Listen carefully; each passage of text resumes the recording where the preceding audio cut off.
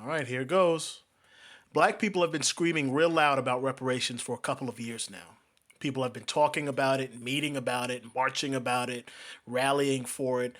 They've even got some states to not only talk about it, but to also talk about actual legislation. And black people got excited. Finally, they're going to give us what we begged for. And I see so many people online talking real hard and real confident, talking about we demand our reparations, and if we don't get it, those Democrats will be real sore. It makes me laugh. So first things first, do I agree with reparations? Well, of course, I'm black, and I know that all black Americans are owed this debt. You can look through all my other videos to find out who I am. But the way black Americans are going about this is maddening to me. Black people are demanding something, but they're not prepared to deal out any consequences when their demands are not met. So why would anyone agree to our demands? If they don't give reparations, what will happen? Nothing. We've been talking about not voting for Democrats, but they don't care about that.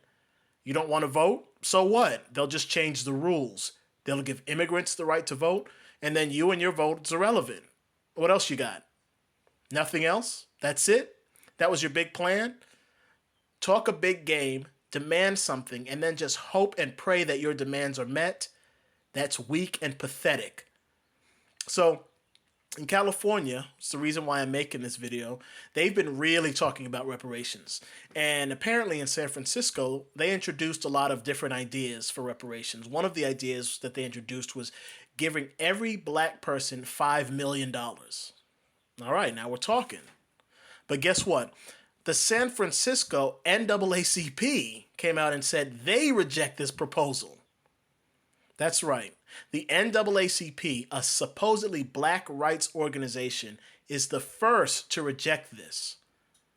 They said that instead of paying blacks directly, money should be funneled into these 5 areas: education, jobs, housing, healthcare, and a cultural center.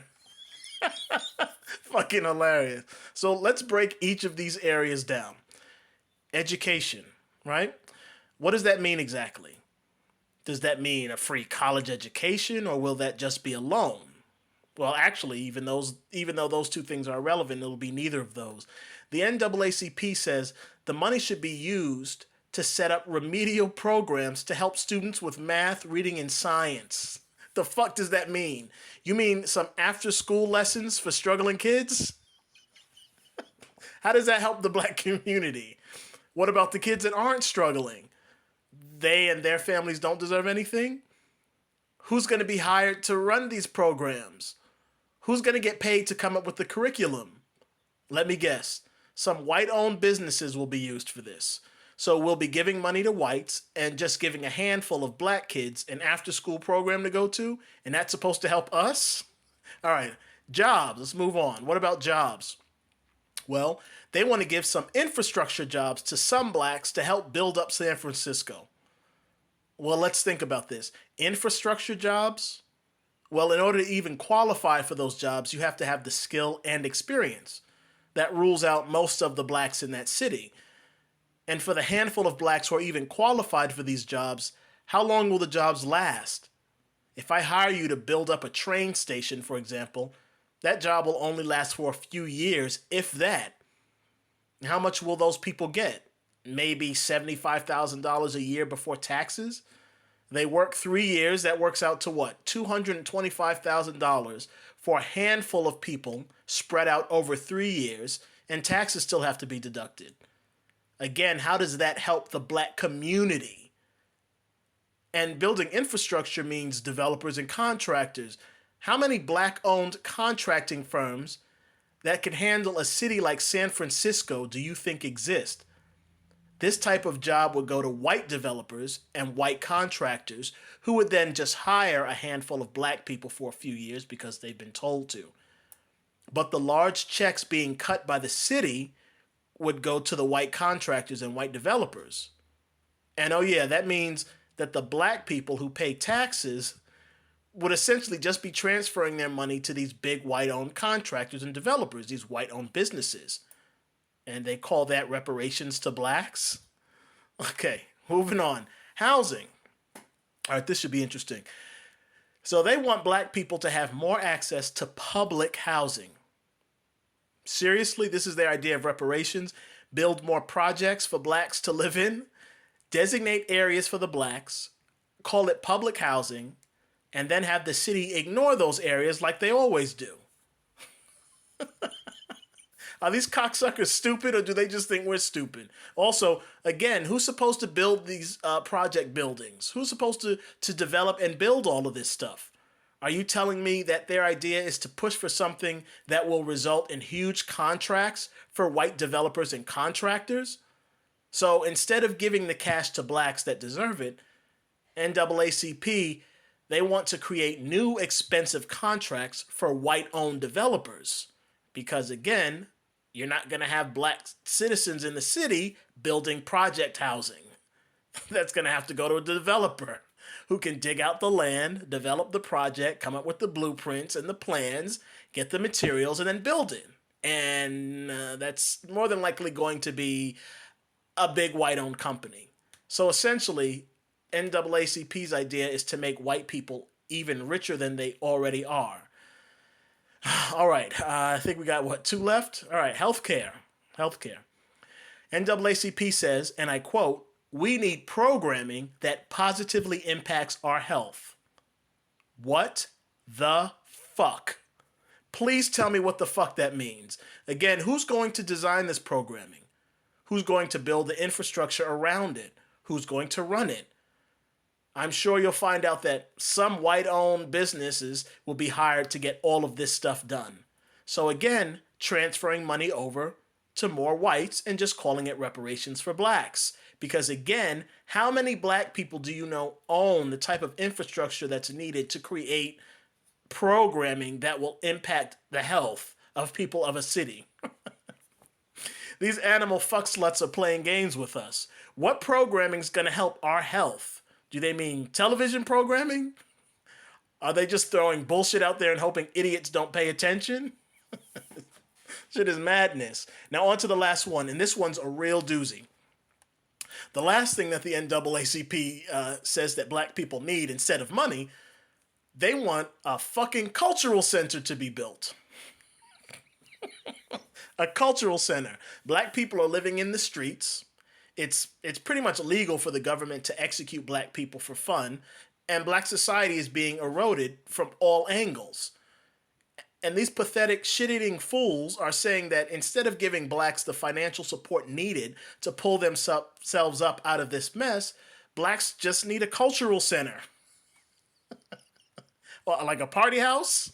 When it comes time to help the Democratic Party fundraise, does the NAACP tell the Democrats that they don't need money, they just need a fucking cultural center? No. When the Democrats want money, the NAACP will work their hardest to get black people to give up the little bit of money that they have to help this huge white-run political party. And just like the last 4 examples, who's going to design and build this cultural center? Let me guess, another big white-owned contracting firm. This proposal seems like it was just drawn up to help make some white people and some white developers richer. And none of this makes any sense that the NAACP would do this. And anybody with a brain knows that. So why would these leaders propose this over cash payments? It's because they're being paid to make sure blacks don't get equality. What else do these black leaders have to do to convince you people? At this point, I think these elder black leaders could literally piss down your throats and you'd still follow them or listen to them. I can't understand why these people still have a voice. Right now, there are about 45,000 black people in San Francisco. That's the current black population that's listed. If you gave each of them $5 million, that's around $225 billion that would have to be paid out. But if you just invest a few million in a handful of black dickless puppets and use them to sabotage our movements, well, then you saved over $220 billion in tax revenue, and that revenue can contribute to be used to help wealthy whites. Just funnel it back up to the wealthy whites like they always do. If you look at some of these ass clowns in the San Francisco NAACP, most of them are either religious leaders, and we know what those people are about, They're either that or they're proud followers of the police department or they support the LGBT people, which we now know is a white run group that uses black people just to help them get benefits, rights, and laws that will specifically help only white homosexuals. And the LGBT have also shown that they hate black society. And these people within the NAACP, they've been put into these positions by wealthy whites to mislead, distract, and misdirect black people. And this is why you can't demand something without being ready to dole out consequences. No matter what you say or do, if you aren't ready to punish the people that you're demanding something from, then what you're demanding will be ignored. Because why would they give you what you're asking? They're living great right now. And they know that you're not going to do anything to change their lifestyle if they ignore you. Talking about reparations and begging for them and holding rallies and making irrelevant threats like taking away your vote, none of that matters to them because guess what? They're not within the sound of your voice. So they don't hear you talking or begging. They don't live near you, so they don't see your rallies or marches. And their news organizations are paid to ignore you, so your message won't get out there. And not voting, well, we already talked about that. If you don't vote, well, they'll just change the rules of the game. Biden already told you what their plans are because he's senile. He told you that other groups, like the Hispanic Americans, are just going to come in and take our place. And that's what's happening now. And all of the South American and European immigrants that are being brought over here are also going to take your place. So who cares if you don't vote? Democrats don't want anything to do with black people in the first place. We've always just been a means to an end for them. If they can find a way to keep this political party fraud going without us, well, they'll gladly do that. Then, when they don't need us, you'll really start to see us disappear. So none of that stuff matters. If you do happen to get enough attention for your reparations cause and you force politicians to just talk about it, the wealthy will still use their money to sabotage you the way they always have. We had activists and leaders who were pushing for black rights in the 60s. The wealthy just executed them and then used their money to replace them with pathetic puppets like Jesse Jackson and Al Sharpton. We started a Black Power movement in the 70s. The wealthy just used their money to cause a divide between black men and black women. This distracted from the movement, and the movement quickly dissolved and disappeared. We started to try to recover in the 80s using the newfound wealth that the United States had built up to build ourselves up. The wealthy used their money and dropped off crack cocaine and AIDS directly into our communities. And we've never recovered from that. Black youth started to rally and push for black self-identity in the 90s. Wealthy whites used their money to take over our music and art forms to introduce and promote degenerate lifestyles to us. We've never recovered from that. In the wake of all the televised executions of blacks by the police in the 2010s, blacks started to rally to fight back. Wealthy whites used their money to fund Trojan horse groups like Black Lives Matter, and they used these groups to misdirect our energy and then to dissipate it. We went from fighting for black rights to fighting for white homosexual rights. Now, blacks are demanding reparations in the 2020s. And here come the wealthy whites again, using their money to hire clowns like the members of the NAACP, black politicians, and black entertainers. And they hire these people to break up any momentum that we build. We demand reparations, the white news organizations won't report on it, and they'll try to ignore or bury it. And instead, the blacks that were hired as saboteurs by the wealthy, well, they'll get all kinds of news coverage. Their message that we don't really need reparations, that's what will be spread around the globe. And that will destroy what we're trying to do. And if we don't fight back, well, just like all the other previous generations, our demands won't be met, our movements will become irrelevant, and we'll die out having accomplished nothing, while the wealthy whites continue to secure privileges for their future generations. So we have to fight back. If the government doesn't give us what we're demanding, there has to be consequences. That's the only way that we'll ever get anything.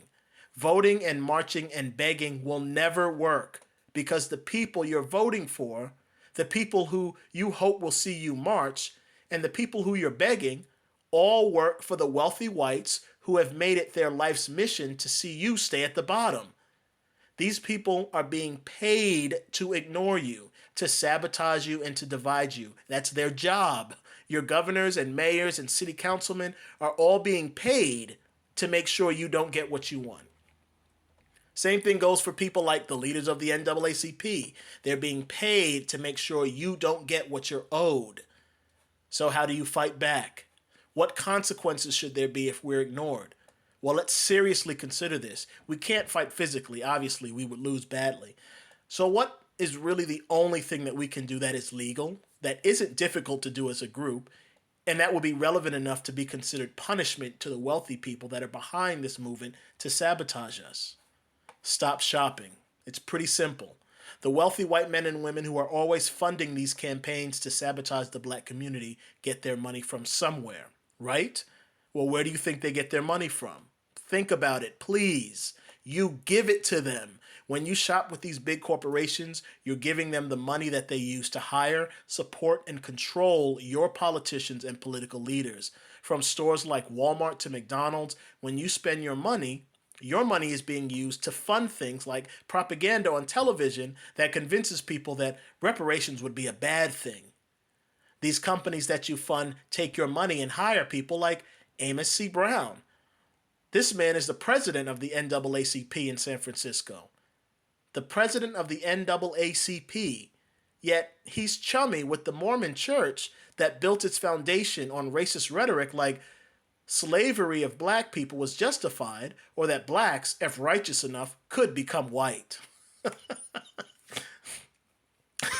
How do you get a black leader of a black rights organization to tell black people that they should just heal from centuries of racism by a now wealthy white organization and just move forward? Well, money will make most people say anything, and the money used to find people like Amos C. Brown and to support them comes from us when we shop. Black people, we have to make some change if we want change. You're demanding that white society pay back the debt that they owe to us, but if they don't pay it, what are you going to do about it? Nothing. White society knows that, so they don't pay attention to you. This isn't the first time we've begged for something from white society, and it won't be the last. But white society knows that all you'll do is complain if they ignore you. So why would they do anything else? They don't want to give you anything, and they know they don't have to. So maybe, just maybe, we should switch it up and do something else. Maybe we should take away the money that the wealthy use against us. There are over 40 million of us in this country. If only half of us, 20 million, started withholding money from the big corporations, I promise you, then you'd get their attention. Then they try to find out what they need to do to make you start giving them your money again. Just use logic.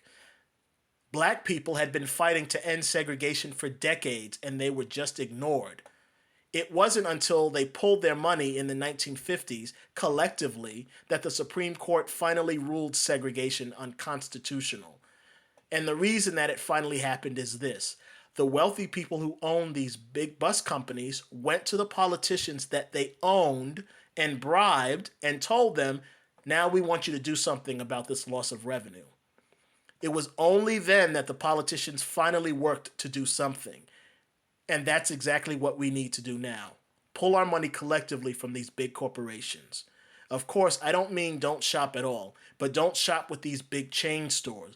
Walmart, Hobby Lobby, Ulta, McDonald's, Home Depot, etc. Pull your money from those stores and use whatever social media presence that you have to spread this message and to give other black people ideas on ways that we can shop where we don't have to visit these big stores. So for example, one example, if you need groceries, try going to a farmer's market, a small mom and pop shop or a bodega, and try not to buy the name brand items in these stores. Go to these places instead of big stores like, Stop and Shop or Kroger or Publix, Food Lion, Costco. Try to avoid those stores. And that's just one example. And this won't be easy, but revolution never is. And if you're not willing to fight for this, well, then don't complain when whites ignore you and treat you like dirt. So please help me get this message out there. YouTube and all of the other social media sites block me and shadow ban me for trying to push this message. So I need help. I'm trying. So please help. I don't ask people to share my videos. I don't ask that you like or subscribe or anything like that. But I do ask that if you've heard this and it makes sense to you, that you share the concept, the message, and the idea that if you stop shopping, only then will you get any real change. Stop shopping.